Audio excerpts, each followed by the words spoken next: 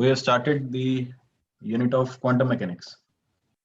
So any difficulty you are facing in understanding the quantum mechanics? अभी तक ठीक है बजे? सर वो तो कोई नहीं समझ पाया बजे इसको, ये आप लोगों के लिए नया फील्ड है, so it will take time. So आप अगर खुद से इसके ऊपर एफर्ट डालोगे ना तो थोड़ा आपको बेटर फील होगा अंडरस्टैंडिंग में, because it is a new concept के radiation has particle characteristic and matter has wave characteristic as well. So dual nature. ठीक है. So मैं कल का रिवाइज करवाता हूँ मुझे. So हमने स्टार्ट किया था ये de Broglie wavelength, Heisenberg uncertainty, ये सब क्लियर है बच्चे? इसमें तो कोई डाउट नहीं है ना?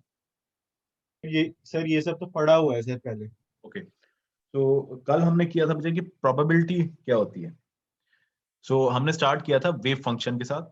वेव फंक्शन जिसको हमने डिनोट किया था capital Sai, which depends on x, y, z and t, and if wave is moving along a particular direction, say x direction, so आप सिंपली उसको वन डायमेंशन पे लिख सकते हो. ठीक है जी. और इससे हमने since it is a complex number, तो इसका स्क्वायर एक रियल नंबर होगा. सो जो हमने प्रूव किया था, सो वो है हमें प्रोबेबिलिटी की इंफॉर्मेशन देता है. सो प्रोबेबिलिटी एक्चुअल में है क्या? What is probability? कल हमने किया था. प्रोबेबिलिटी कैसे फाइंड करोगे?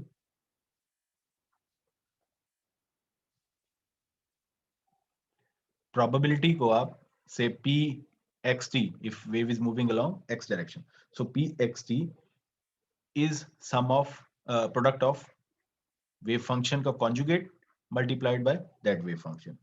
ठीक है, ठीक है जी. is equal to mod of psi का square. हाँ, obviously.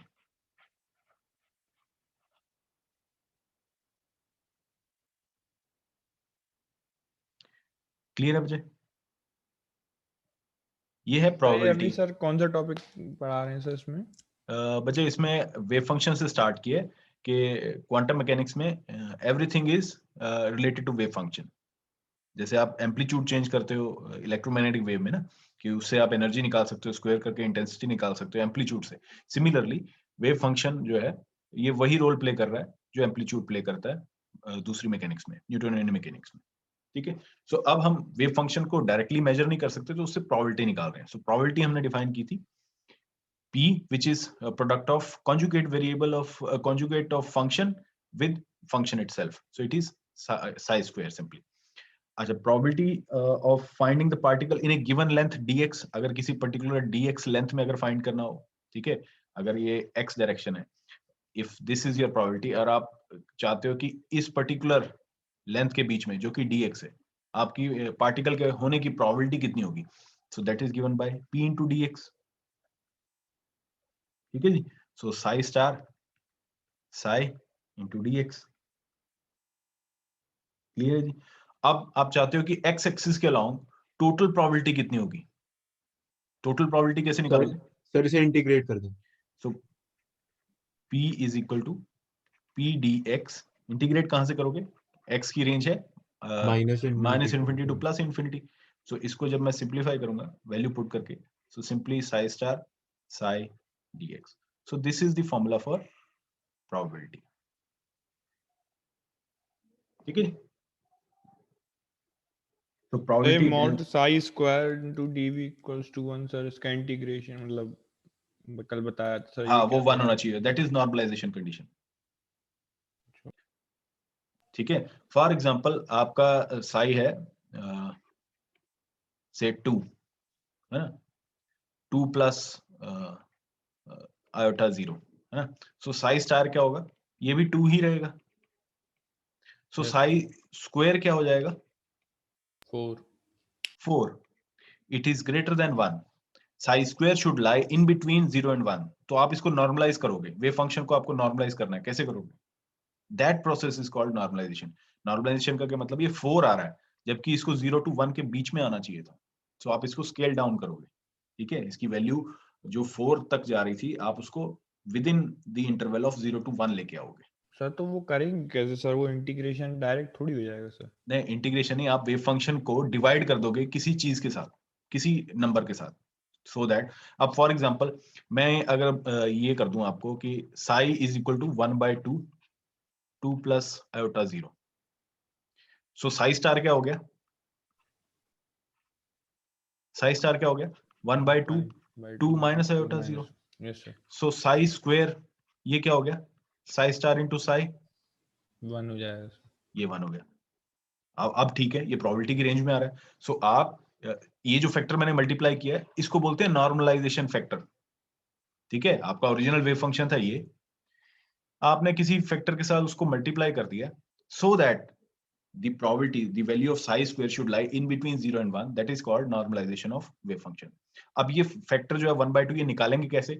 ये निकलता है आपका psi star psi dv integral -infinity to infinity is equal to 1. यहां से आपका ये फॉर एग्जांपल ये वेव फंक्शन है psi is equal, मैं ऐसे लिख देता हूं 2 plus iota 0. सो अगर आप इसको नॉर्मलाइज करोगे तो यहां से आपको a की वैल्यू मिल जाएगी इस इक्वेशन से, इक्वेशन नंबर 1. सो यहाँ जो a है अननोन नॉर्मलाइजेशन फैक्टर, आप उसको निकाल सकते हो बाय इक्वेशन नंबर 1. ठीक है जी, क्लियर हुआ बच्चों? ओके सर, आ गया सर. सर फिर ये आपने अभी जो स्टार्टिंग में पढ़ा है ये क्या है सर? अभी स्टार्ट तो किया ही है बच्चे, आज फर्स्ट स्लाइड है. Okay sir. देन हमारे पास है बच्चे प्रॉपर्टीज ऑफ आइगन फंक्शन. सो ये जो अब हमने फंक्शन लिख दिए हैं ये इनकी प्रॉपर्टीज क्या होती हैं.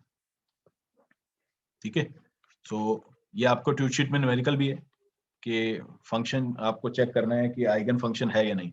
Properties of eigen function. Eigen function क्या होता है? आइगन वैल्यूज, आइगन फंक्शन, ये क्या चीज होती है? Any idea? आपने मैट्रिक्स में पढ़ा होगा मैथमेटिक्स में आइगन वैल्यूज, है ना, केले हैमिल्टन थ्योरम. उसमें आपको लैम्डा जो है आइगन वैल्यूज की फॉर्म में नोटेशन, कुछ याद आ रहा है? Yes sir. So for example हमारे पास कोई वेव फंक्शन है साई. अगर मैं किसी ऑपरेटर, एनर्जी ऑपरेटर से ई एच उससे मल्टीप्लाई करता हूं इसको, एच इज एनर्जी ऑपरेटर, तो ये किसके बराबर होगा? ये हम आगे करेंगे बच्चे, अभी मैं आपको ब्रीफ पहले बता रहा हूँ. वेव फंक्शन इटसेल्फ आ जाए और साथ में किसी कांस्टेंट से मल्टीप्लाई हो जाए. So if this is eigen operator, energy operator Hamiltonian, if it is multiplied or operating on wave function psi, it reproduces the function psi with an multiplication constant that is called energy eigenvalue. ठीक है, it can be one or more than one as well. अब ये eigen function जो है ये in order that ये जो हमने वेव फंक्शन कंसीडर किया psi x for example, describe any physical system. So if it describe any physical system, psi x must be well behaved. So आपको ट्यूट शीट में numerical है, आपको check करनी है फंक्शन वेल बिहेव्ड है या नहीं, तो आप यहां से उनको चेक कर सकते हो. We have following conditions. First one is function and it's first order derivative must be finite. ठीक है, इनफाइनाइट नहीं होना चाहिए. वेल बिहेव्ड का मतलब क्या हुआ यहाँ पे? Well behaved it means if it is representing A physical system. For example अगर ये किसी पार्टिकल को रिप्रेजेंट कर रहा है तो फंक्शन इटसेल्फ इनफाइनाइट नहीं हो सकता. फॉर एग्जांपल आपके पास ये है, so probability of finding the particle in a particular range, ठीक है, dx इसमें है, बाकी जगह सब जगह जीरो होगी, -infinity to +infinity x में. ठीक है, सो इसी पर्टिकुलर रीजन में इसकी फाइनाइट प्रोबेबिलिटी होगी.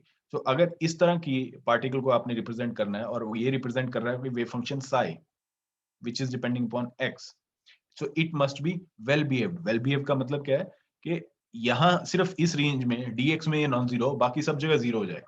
अगर ये इन्फिनिट हो गया psi x तो इसका क्या मतलब है? प्रोबेबिलिटी तो इन्फिनिट होती नहीं. और अगर इसकी डबल वैल्यू हो गई psi x की फॉर एग्जांपल, तो एक ही टाइम पे वो दो जगह आपको वैल्यू देगा.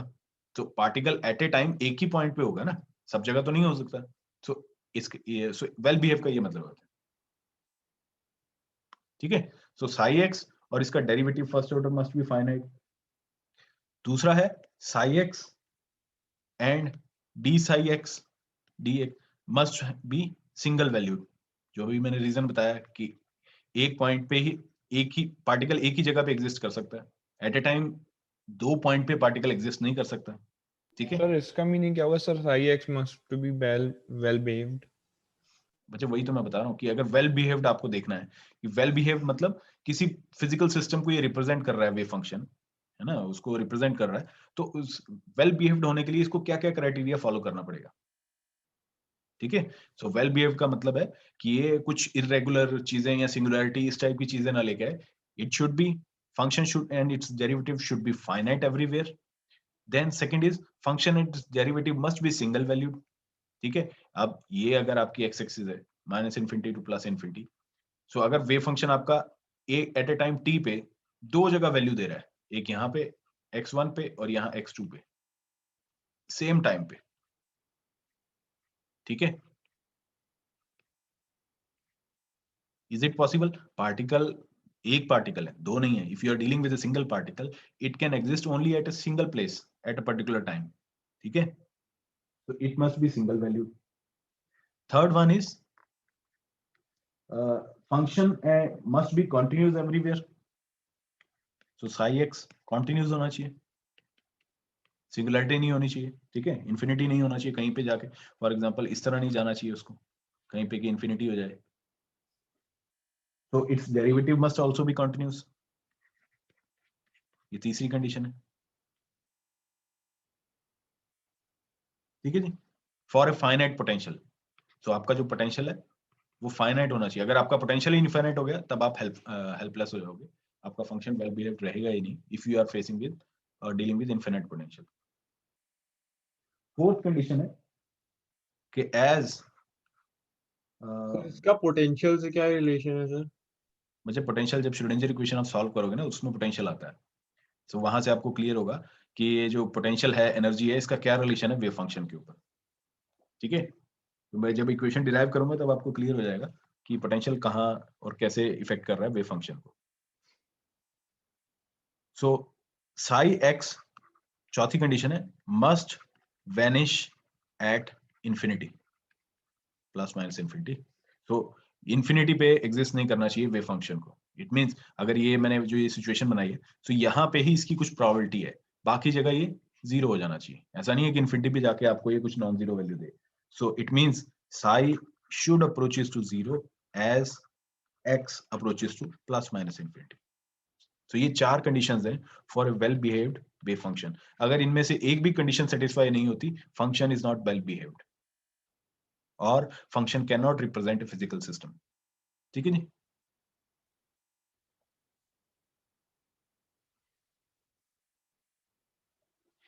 नेक्स्ट अब हमारे पास एक्सपेक्टेशन वैल्यू ऑफ सर एक पोजीशन। मिनट, फोर्थ पॉइंट देखा। सर वो d five by d x नहीं होगा? कौन सा? Sir d five by d x, d psi by d x tend to zero as x tend to in plus minus infinity. D psi by d x, हाँ, अगर function zero होगा तो उसका derivative भी जीरो होगा ना। तो ये साई एक्स और D psi by d x दोनों कॉन्टिन्यूस होने चाहिए ना? दोनों कॉन्टिन्यूस होने चाहिए। Okay sir.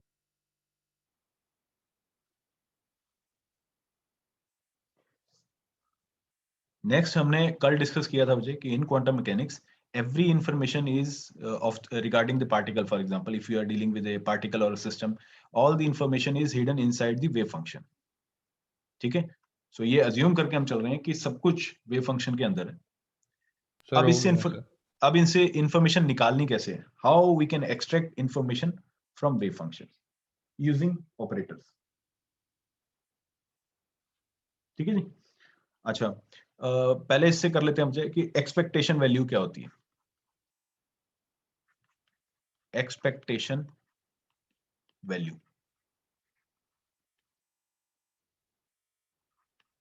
ऑफ से पोजीशन,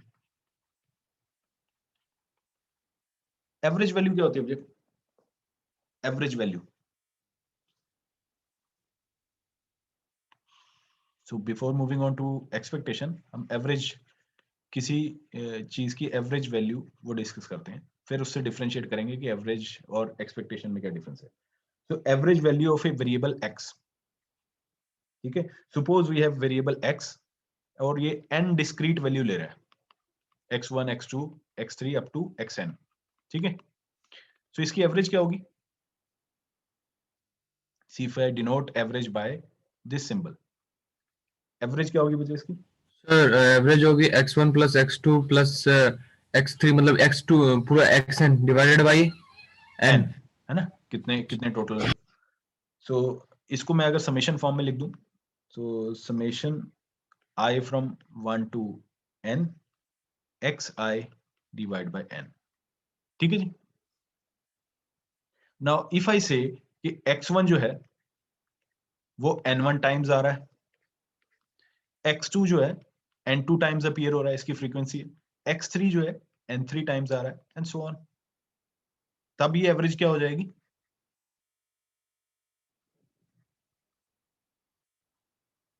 हाउ एवरेज इज, ये जो इक्वेशन नंबर 1 n1 है, into x1 plus n2 into x2. It becomes summation, अगर मैं सिंबल चेंज कर दूं, x के n के, सो x1 into n1 divide by total n, ठीक है। यही चेंज हुआ है सिर्फ, क्योंकि x1 n1 टाइम्स अपीयर हो रहा है तो हमने उसको क्लब कर दिया, plus x2 n2 times appear हो रहा है, एंड सो ऑन, ठीक है जी। So this is the average value. अच्छा, अब अगर मैं इसको और सिंप्लीफाई कर देता हूँ, एक्स के को बाहर लिख देता हूँ, एन के डिवाइड बाय एन, ये क्या है? एन के डिवाइड बाय एन, एन के इज Average. कितनी बार आपका जो फेवरेबल चीज है वो आई है, divide by total number of जो आपके पॉइंट्स हैं। तो ये क्या होता है? Favourable events divide by total number of events, it is probability, Probability. ठीक है जी। तो ये है के तो ये x1, n1 सर क्या है सर, ये x2, n2? x1 जो है आपका फॉर एग्जांपल 10 बार आया, सो ये, सो इस टर्म 10 टाइम्स आया। सिमिलरली x2 फॉर एग्जांपल 5 बार आया, एंड सो ऑन। सो ये n1 उसको बता रहा है कि ये कितनी बार अपीयर हुआ है इस सीरीज में, ठीक है। सो ये हो गया p ऑफ k। सो ये है आपकी average value. Now if variable x is a continuous variable instead of discrete, तो डिस्क्रीट अगर कोई वैल्यूज लेता है तो आप समेशन लगाते हो, अगर कोई फंक्शन कॉन्टिन्यूअस वैल्यू लेता है तो क्या करते हो? इसको समेशन को क्या करते हो? Integration. So summation should be replaced by integration if x is continuous variable. Sir हाँ जी, डिस्क्रीट मतलब? डिस्क्रीट मतलब जो x1 x2 जैसे 0 1 2 3, इसको बोलते हैं डिस्क्रीट। पर अगर कोई बोले कि मैं 0 भी ले रहा हूँ, 0.1 भी ले रहा हूँ, 0.001 भी ले रहा हूँ, ठीक है, सो इस तरह 1 भी ले रहा हूँ, 2 भी ले रहा हूँ, सो इस तरह की वैल्यूज को बोलते हैं आप कंटिन्यूस, क्यों? कोई ब्रेक नहीं है, हर एक पॉइंट पे आपको वैल्यू मिलेगी, ठीक है जी। सो इसको मैंने रिप्लेस कर दिया इंटीग्रेशन के साथ, x p dx, ठीक है जी। सो अब हम मूव कर रहे हैं एवरेज वैल्यू से एक्सपेक्टेशन वैल्यू की तरफ। यहां तक क्लियर है बच्चे? Yes sir. अच्छा, एक्स एक्सिस पे आपके पास कोई श्योरिटी नहीं है, क्योंकि अकॉर्डिंग टू हाइजेनबर्ग प्रिंसिपल आप मेजर कर नहीं सकते हो पोजीशन एक्यूरेटली, 100% एक्यूरेटली। तो क्या चीज आप डिफाइन कर सकते हो पोजीशन के regarding? You can expect that the particle can exist at this particular point, ठीक है। एवरेज भी नहीं ले सकते। हाँ जी, तो जो लेफ्ट साइड पे x है वो जो साइंस के बीच में आ रहा है, that sir is that denote, हाँ जी हाँ जी, वो डिनोट क्या कर रहा है sir? Average value okay in quantum mechanics. अगर आप सिंपल मैथमेटिक्स की बात करो तो ये एवरेज के लिए नोटेशन यूज किए, बट अगर मैं ये नोटेशन मैंने इसलिए यूज किए because in quantum mechanics this notation is use for expectation value, ठीक है। सो एक्स पोजीशन की एक्सपेक्टेशन, सो जो भी वेरिएबल इन साइंस के बीच में होगा लेस देन और ग्रेटर देन वाले, सो उसकी एक्सपेक्टेशन वैल्यू, अगर ये p होगा तो मोमेंटम की एक्सपेक्टेशन वैल्यू, e होगा तो एनर्जी की expectation value, and so on, because you can not measure the things 100% accurately. सब p सा समझ में नहीं आया सर, p क्या है सर? ये p probability n k divide by n, n k क्या है कि कितनी बार आपका, फॉर एग्जांपल अगर मैं इसको लिख दूं x1 n1 बाय n, तो ये क्या हो गया n1 कितनी बार x1 जो है अपीयर हुआ n इवेंट्स में, टोटल नंबर ऑफ इवेंट्स थे आपके n, ठीक है, उसमें से x1 कितनी बार आया आपका, n1 बार। सो अगर मैं इसको लिखूं n1 डिवाइड बाय n, तो ये क्या होगा, x1 की प्रोबेबिलिटी, ठीक है, आने की, यस सर। ठीक है। सो ये क्योंकि n1 is related with x1, ठीक है। सो सिमिलरली यहाँ पे nk is related with xk, general लिख दिया हमने, k can be any number from 1 to n, ठीक है। So nk divide by n is pk, बोल मैंने लिख दिया यहाँ पे, एनी ओके सर, समझ गया। ठीक है। सर हाँ जी, सर हम किसी ऑब्जेक्ट की पर्टिकुलर पॉइंट पे निकाल तो सकते हैं वैल्यू, फिर हम एक्सपेक्टेशन वैल्यू भी निकालते हैं। अगर आप पोजीशन को 100% करोगे तो आपके पास जो एनर्जी है, मोमेंटम है, वो अनसर्टेन हो जाएगा, ठीक है। ट्रेजेक्टरी फाइंड करने के लिए आपको पोजीशन भी चाहिए और एनर्जी भी चाहिए, मोमेंटम भी चाहिए, ठीक है जी। तो अब consider a particle described by wave function. So अब हम एक्सपेक्टेशन की तरफ चलते हैं, psi x t, and suppose we have to measure position coordinate x of particle at any time t. So probability क्या होगी, probability is psi star xt into psi xt, ठीक है जी। function complex conjugate multiplied by the function, so probability of finding the particle in a unit distance around x is this much. Now since p is probability density, probability per unit length है, so it means that we cannot predict exactly the position coordinate of the particle. Probability density है, अगर आप किसी चीज की probability की बात करें, it means वो uncertain है, आप 100% accurately नहीं बता सकते। So if we make a large number of measurement of position coordinate, ठीक है, large number of measurement, एक ही point पे अगर हम काफी measurements करें, then the value obtained in each measurement will be different. हो सकता है x1 जो है वो t1 टाइम पे हो, जैसे मैं टाइम चेंज करूं तो ये x1 की जगह कुछ और हो जाए, ठीक है। सपोज पार्टिकल इस पॉइंट पे x1 पे एट टाइम t1, थोड़े टाइम के बाद मैंने फिर से देखा टाइम चेंज हो गया, पार्टिकल यहां होने की बजाय वो यहां शिफ्ट कर गया। इट मींस आप एवरेज में क्या है, आपका जो पॉइंट है वो वहीं पे है, t1 पॉइंट पे, t पॉइंट पे देखोगे तब भी वही एवरेज जो x1 n1 की वैल्यूज हैं वही रहेंगी, t2 पे देखोगे वो भी वही रहेंगी। क्वांटम मैकेनिक्स में क्या है, विद चेंज ऑफ टाइम आपकी जो वैल्यू है x1 x2 x3 ये चेंज होती जा रही है, ये स्टैटिक नहीं है, ठीक है। तो the value obtained in each measurement will be different. अब डिफरेंट वैल्यू है, फॉर एग्जांपल आपके पास x1 इस टाइम पे, x2 दूसरे टाइम पे, x3 डिफरेंट टाइम पे, तो we can average use the average number of measurement of x to characterize the position of particle at time t.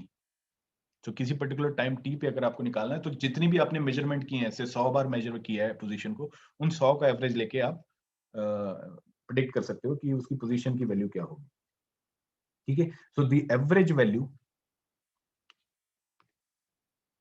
Value of x at any time t is called expectation value, ठीक है। So it is represented by x minus infinity to infinity,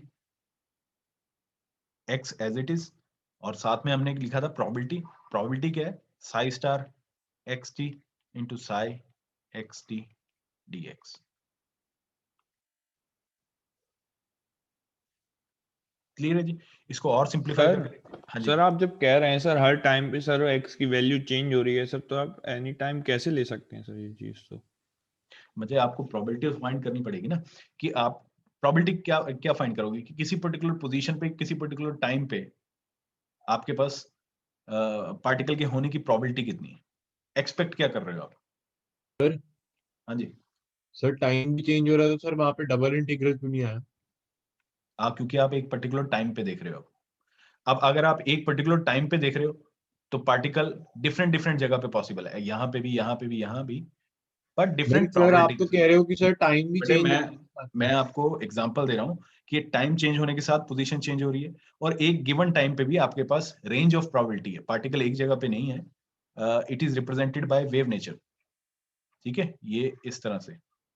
तो कहीं होने की probability ज्यादा है, कहीं होने की कम है। सो आप या तो आप क्लासिकल मैकेनिक्स से डील कर रहे हो ना, आप फटाक से बोल सकते हो कि भी इस पॉइंट पे मेरा ये पार्टिकल 100% एग्जिस्ट करेगा, ठीक है, सबसे ज्यादा। बट क्वांटम मैकेनिक्स में आप कह सकते हो कि इस पर्टिकुलर पॉइंट पे होने की प्रोबेबिलिटी सबसे ज्यादा है, पर मैं अभी भी श्योर नहीं हूं कि ये यहाँ पे होगा या नहीं, ठीक है। सो आपने क्या किया, डिफरेंट मेजरमेंट्स की, x1, x2, x3, x4, x5 and so on, एक पर्टिकुलर टाइम पे, ठीक है। अब सब जगह नॉन जीरो प्रोबेबिलिटी आ रही है, तो आप क्या निकालोगे, ठीक है, इनका एवरेज वैल्यू ले लोगे, इन सब का एवरेज कैसे निकाली, अभी मैंने डिराइव करके दिखाया कि एवरेज से हम एक्सपेक्टेशन पे कैसे आते हैं।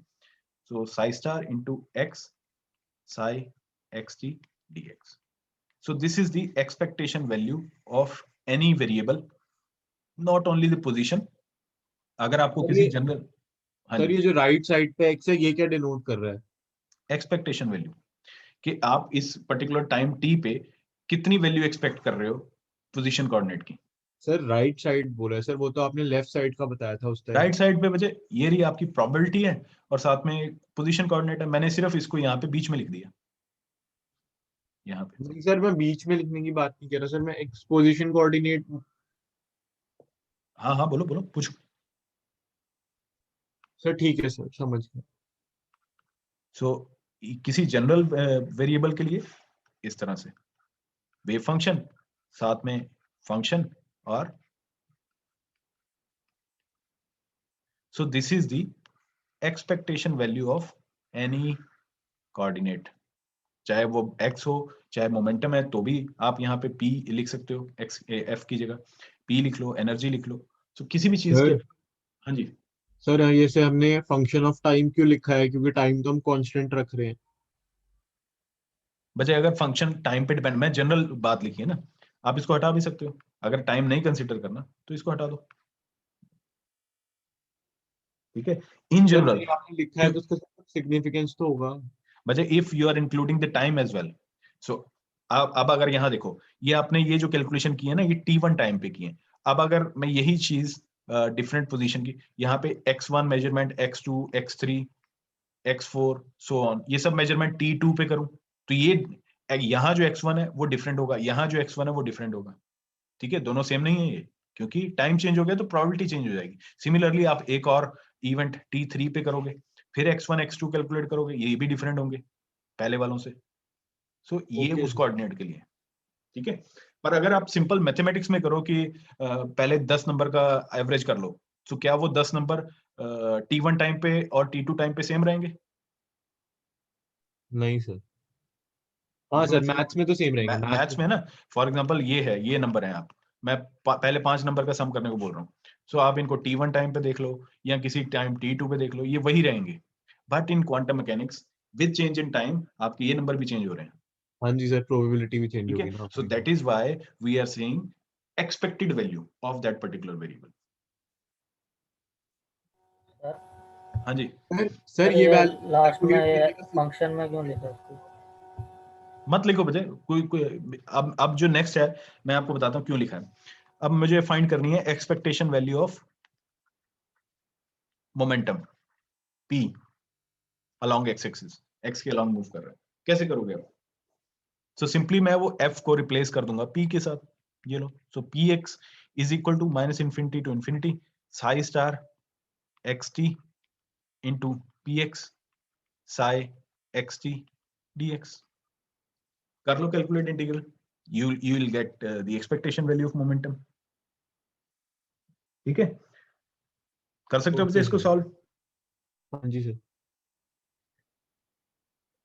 So in order to evaluate this integral, it is necessary to find px, तो आपको px की वैल्यू मालूम होनी चाहिए ना, तभी करोगे।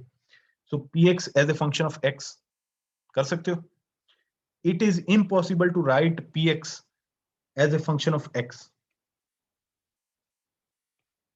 करके दिखाओ मुझे। हाइजेनबर्ग प्रिंसिपल आपको अलाउ ही नहीं कर रहा ये चीज, because px and x cannot be determined at the same time due to uncertainty principle। तो कैसे करोगे मुझे इंटीग्रल सॉल्व? सर एक बार इसकी लास्ट टू लास्ट स्लाइड लगा देंगे सर? क्यों भाई? शुरू हो गया, ओके। px और x आप साइमल्टेनियसली मेजर नहीं कर सकते, तो px को x का फंक्शन कैसे लिखोगे? आपका इंटीग्रल जो है वो विद रिस्पेक्ट टू x है, आपका जो फंक्शन है वो p है, आपको इसको x की फॉर्म में लिखना है, बट अनसर्टेनिटी प्रिंसिपल आपको अलाउ नहीं कर रहा। सर किसी और केस के लिए अगर सिर्फ कोई नॉर्मल केस होगा तो उसके अंदर तो फिर भी लिख सकते हो सर, यहाँ पे नहीं तो नहीं मोमेंटम बेटा, अनसर्टेन ही है। हाँ नहीं, अनसर्टेनिटी प्रिंसिपल तो लगेगा ही ना, कोई भी केस हो। हाँ जी सर। तो इसका हम दूसरा तरीका फाइंड कर देंगे। हमने वेव फंक्शन का लिखा था psi X T is equal to E raise to power iota K X minus omega T. ठीक है, के को के एक्स लिख दिया क्योंकि अलोंग एक्स एक्सिस है ये। If I differentiate this function with respect to X, so curly psi by करली एक्स। करली साई पार्शियल डेरिवेटिव इसलिए लिखा है क्योंकि psi is a function of two variable x and t, but I want to calculate differentiation with respect to one variable only x। So ये क्या आएगा आपके पास? It is iota K X e raise to power iota K X minus omega T, और simply iota K X psi X T. ठीक है जी।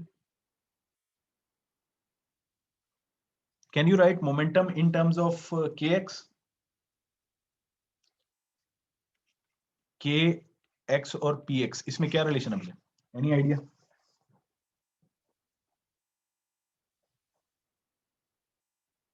मुझे मैं सिंपली आपको के और पी का रिलेशन बताता हूँ डिराइव करके। So lambda is equal to H by P, ये डी ब्रोगली वेवलेंथ थी। ठीक है जी। Also K is equal to 2 pi by lambda wave number. ठीक है जी। सो यहां से मेरे पास लैम्डा क्या आ गया? 2 पाई बाय के। ठीक है, सो ये मेरी इक्वेशन नंबर 1 है, ये 2 है, दोनों तरफ वेवलेंथ है। सो मैं कंपेयर कर देता हूँ। So this implies 2 pi by K is equal to H by P. So simply p is equal to h by 2 pi into k. ठीक है, and in quantum mechanics h by 2 pi is h cross या h cut। ठीक है, सो अगर आपको मैं बोलता हूं कि भी px और kx में क्या रिलेशन है, so your px is equal to h cross kx। सो ये px जो है ये kx, इसकी value in terms of px क्या हो जाएगी?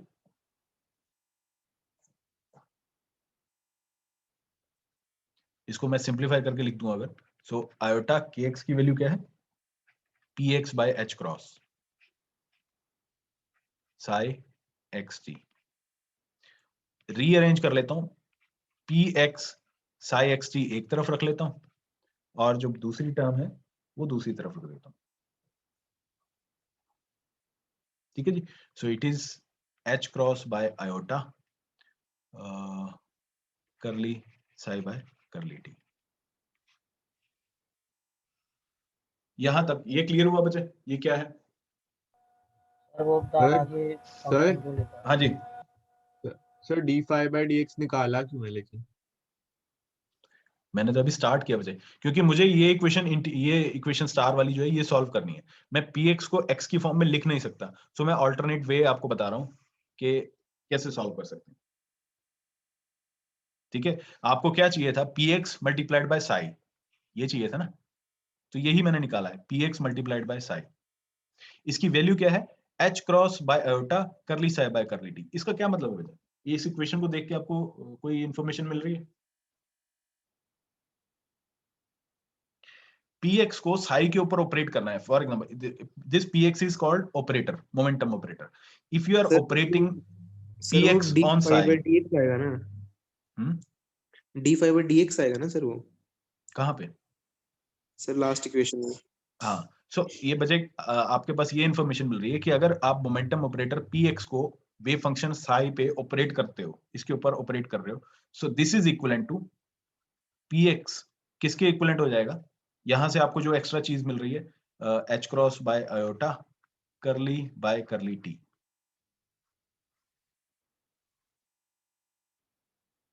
ठीक है, सो वेव फंक्शन को मोमेंटम ऑपरेटर से ऑपरेट करना इक्विवेलेंट है अगर आप उस वेव फंक्शन को h cross by iota curly by curly T से मल्टीप्लाई कर दोगे। क्लियर है जी? सर वो चीज बताओ ना, वो फंक्शन में सर वो dy/dx नहीं होगा? कहां पे? यहाँ पे हमने सिर्फ इधर उधर ही तो किया है सर, क्रॉस मल्टीप्लाई सर। वो डी सर यहाँ पे आपने d5/dx लिखा है, यहाँ पे d5/dt लिखा है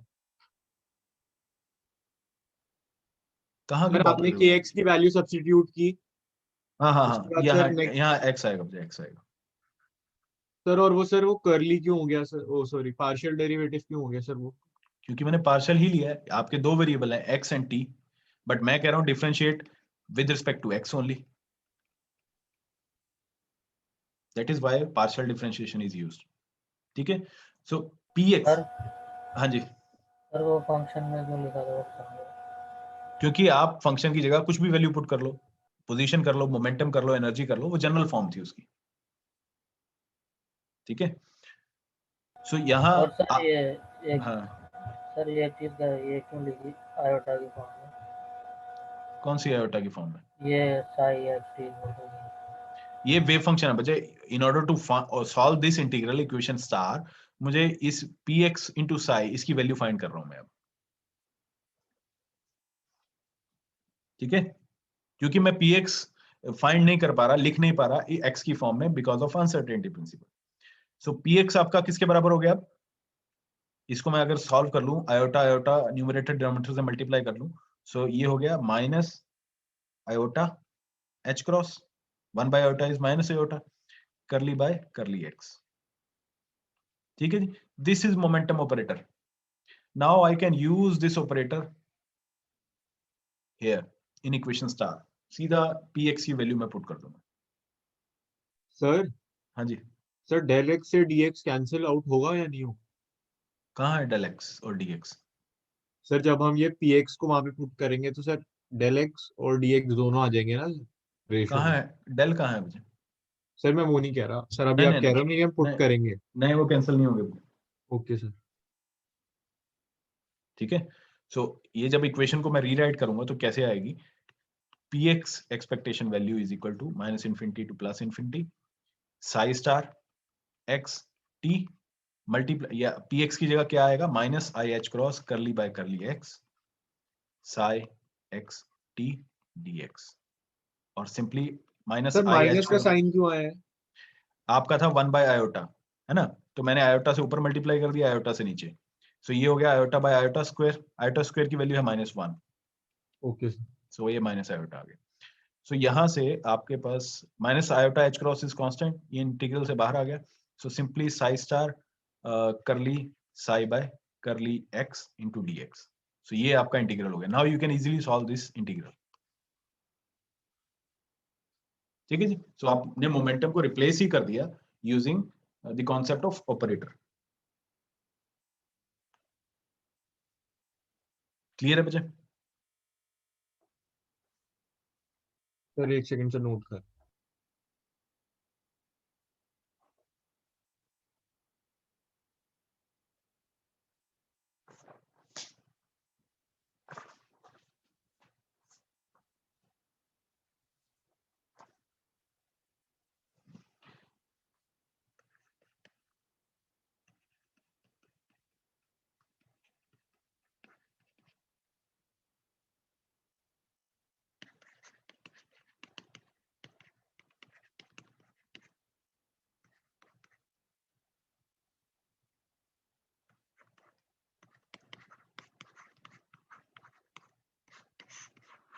सो इसमें सिमिलरली बचे, जब आप इसी वेव फंक्शन को, पहले हमने पोजीशन के विद रिस्पेक्ट टू किया, अगर टाइम के विद रिस्पेक्ट टू करोगे तो आपके पास E psi is equal to I H cross curly psi by curly T आ जाएगा। साई से साई हटा दोगे आप, सो आपका जो एनर्जी ऑपरेटर है ई, उसकी वैल्यू आ जाएगी I H cross curly by curly T, because you can also not represent E as a function of time because of uncertainty principle. ठीक है, सो ये आप एज एन एक्सरसाइज, ई की वैल्यू सर ई कहाँ से आ गया सर? ऊपर सर ई की वैल्यू d5/dt है। ये लो मुझे E is equal to H cross omega, यहाँ आप ये वैल्यू पुट कर देना। ठीक है, एज एन एक्सरसाइज आप इसको डेरिवेटिव करके, partial derivative with respect to T करके देखना, सिमिलर स्टेप्स आप फॉलो करोगे, so you will get E is equal to I H cross curly by curly T. So energy operator, so अगर आप बोलते हो कि E operating on psi, it is equal to, if you are right, I H cross curly by curly T यहाँ psi. ठीक है, this is called energy operator. ऊपर हमने किया था मोमेंटम ऑपरेटर।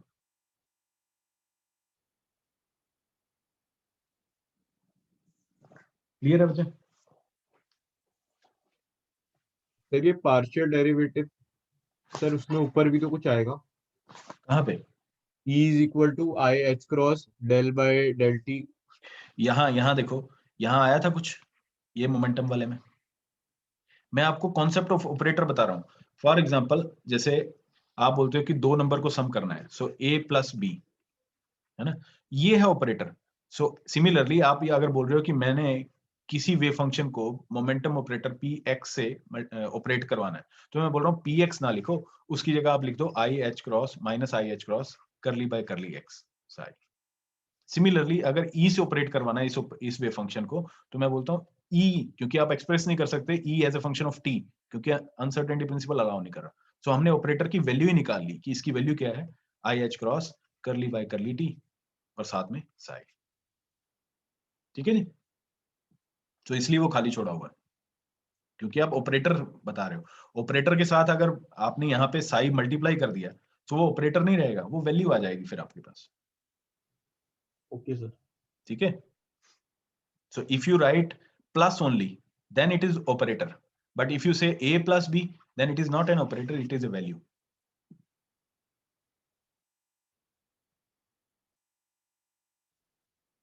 Clear है बेटा?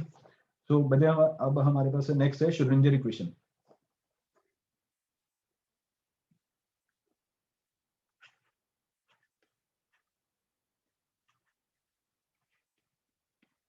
सर अभी आई श्रोडिंगर, जब से क्या कर रहे थे? जब से हम सिर्फ बेसिक्स कर रहे थे। अभी आपका ये है, ये जो है लॉन्ग आंसर टाइप क्वेश्चन में ये इक्वेशन डिराइव करनी, या फिर इसकी एप्लीकेशन वो आ सकती है। अभी तक हमने सिर्फ न्यूमेरिकल जो है ट्यूट शीट में आपके वो कैसे सॉल्व करने हैं, या क्वांटम मैकेनिक्स का बेसिक क्या है वो किया है। सर क्वांटम मैकेनिक्स का सर वेटेज कितना रहता है सर एग्जाम में सर?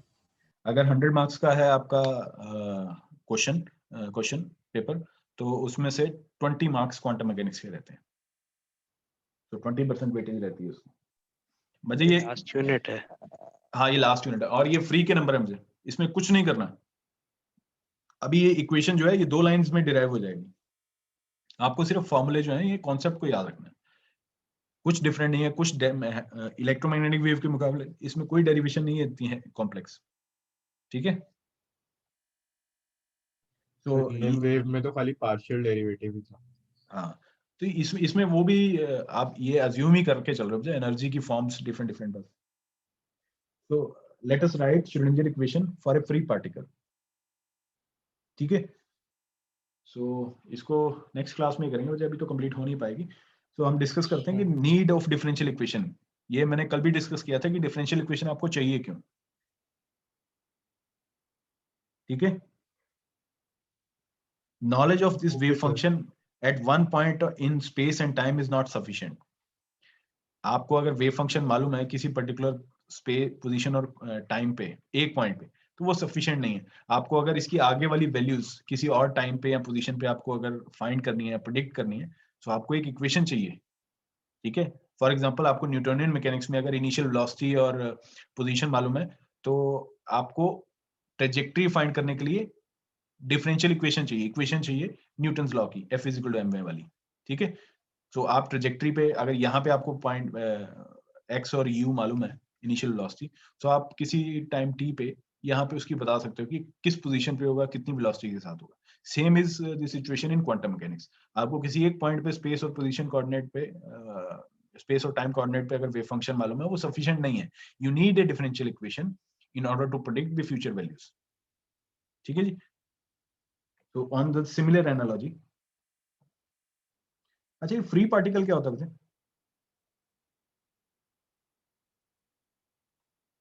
फ्री पार्टिकल सर सुना नहीं पहले। मुझे free particle on which no force is acting. Free particle क्या होगा? कोई और फोर्स नहीं है उसमें।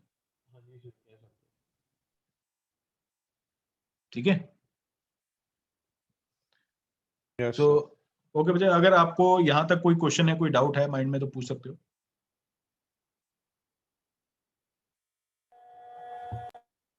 सर आप